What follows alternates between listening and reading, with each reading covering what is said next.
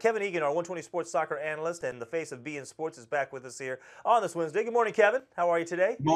Morning, Michael. Good morning, Alexa. Great to be with you. And yeah, it is a big story developing from St. Louis, Michael, because like you said, it is a hotbed for soccer in this country. When you look at some of the players that were developed there, whether it be more recently like a Tim Ream, who started recently for the US, Taylor Twellman, Brad Davis, Steve Ralston, the list goes on. Yet the people went out and voted last night, and late last night, a 53% no vote came through for the stadium in St. Louis, which effectively means that Major League Soccer will not be going to St. Louis, which is a huge blow given that the NFL team left. And I spoke to a friend of mine, a colleague from St. Louis, and he said the people are still reeling from the NFL debacle in an empty stadium, and they're still fearing the worst from that. And that may have had a huge effect on the MLS vote. Yeah, here's what's crazy is that they already have the money in place. It's not about raising more money or new taxes. The money is already in the city coffers. It's about approving the direction of $60 million to help fund the stadium, which has already, I believe, been financed by this group to the tune of like $300 million.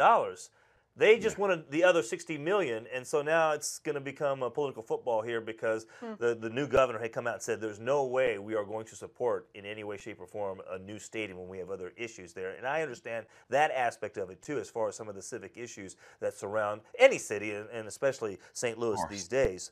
But real quick, Michael, really quickly on this. Look at Atlanta right now. Look at the buzz generated. They've had over 100,000 at the first two games at Bobby Dodd Stadium. They move into their new stadium, Mercedes-Benz.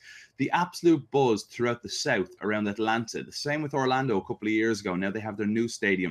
These teams will become self-sufficient in no time whatsoever. I just think St. Louis would have been a massive success, and now they have to move on. Yeah, and then there's some other issues there. Obviously, race relations have been tense in recent years in that city, and that was one of the questions there. I'm sure you've discussed, Kevin, is how the stadium was going to be located inside the city, but they believe that a lot of the people who are going to be attending the games were going to be more from the suburbs. And there was a lot of questions about how much they would actually spend time and be in the city to help the businesses there around the stadium. And so it's become a really a hot issue there, political, certainly from a political standpoint. I wanted to ask you, though, Kevin, MLS has plans to expand by 4, and there's still a chance that they might still have a stadium built there in St. Louis, but which cities now are the front runners to get expansion franchises? Yeah, it's hard to know which are the front runners exactly. My thought is that San Diego is a massive goer right now. There's going to be a vote in San Diego as well, similar to St. Louis, and if that gets passed, they've got huge backing, even from the likes of Landon Donovan, who's a public ambassador for the San Diego movement. And I think it'll be a great place for soccer here in this country.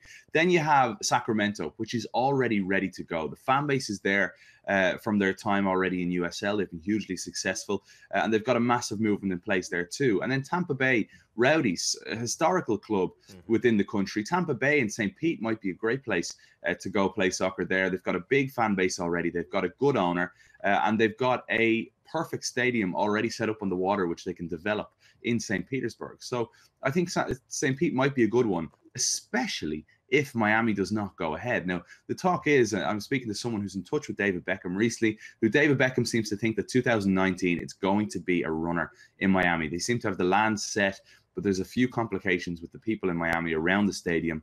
And Miami, I'm living here now, and it's not an easy market to navigate in terms of dealing. There's so many different people from all over the world, and a lot of people seem to think that MLS in Miami would be a bust. But I don't know. I see the NASL side, which NASL is a league with only 8 teams, yet they still bring out 10,000 people or so a game. So I think that's been successful so far, and MLS can certainly be a success.